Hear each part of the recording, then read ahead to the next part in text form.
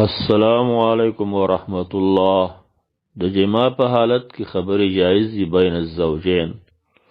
خبرې چې اثارت الشهوت کوي، شهوت را پاروي، ځکه دا مطلوبي خبره ده. د جما نه مطلوب لذت تلذذ دا اخیستل دي، او د هغې نه لذت نه غرض عفت دی چې د زنا نه سړی بچ شي. نو څومره د جما په کامله طریقه باندې کېږي هغومره هغه مقصود حاصلیږي. او کامله طریقه باندې دا چې جما کمال طریقې ته ورسوي هغه کلام دی، داسې کلام په مابین کې شهوت هغې سره راپارېږي د دواړو. هغه په هره طریقه باندې چې دروغ نه او قذف چېرته پاک دامنه ښځه باندې تهمت لګول نه.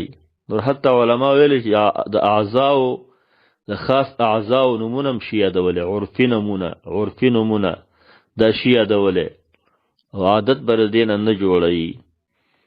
او د جما نه مخکې ملاعبه راغلې ده. ملاعبه ضعیف احادیث به کې ډېر شی دي، لکه دا راغلی دی چې یو خاوند یې ناڅاپي خپل زنانه سره جما نه کوي، یا لا مواقعه قبل الملاعبه، ملاعبې نه مخکې مواقعه نشه چې داسې ناڅاپي زنانه سره جما شروع کړی شي، ځکه چې هغې سره به هغه وخته پورې جما نه کوي تر څو چې د هغه شهوت داسې راپارېدلی نه لکه ستا چې راپارېدلی دی، ځکه هغه ته بیا نقصان رسیږي.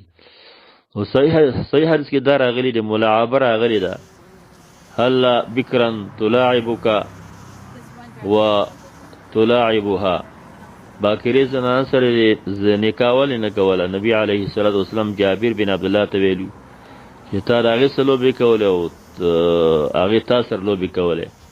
دا مقدمات د جما نه مخکې مقدمات دا جوړول پکار دي. د جما مقدمات رفث چې ورته وایي، دلیل په دې باندې دا جما نه مخکې مقدمات د جما خبرې کول، داسې خبرې چې شهوت هغه راوپارېږي، دا پکار دي چې دا وشي.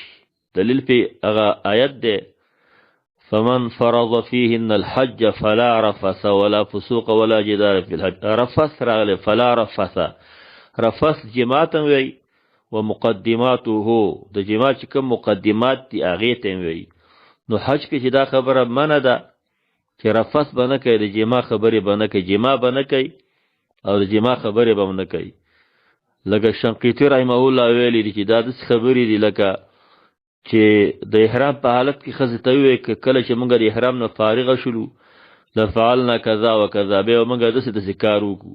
دا خبرې به هم نه کوي. ګور دا خو جما نه ده، جما به هم نه کوي او د جما خبرې به هم نه کوي. حج کې نو معلومېږي دا چې د حج نه علاوه وخت کې دا خبرې شي کولی، نو دې کې څه حرج نشته دی. نور ډېر آداب دی د جما. والله تعالی اعلم.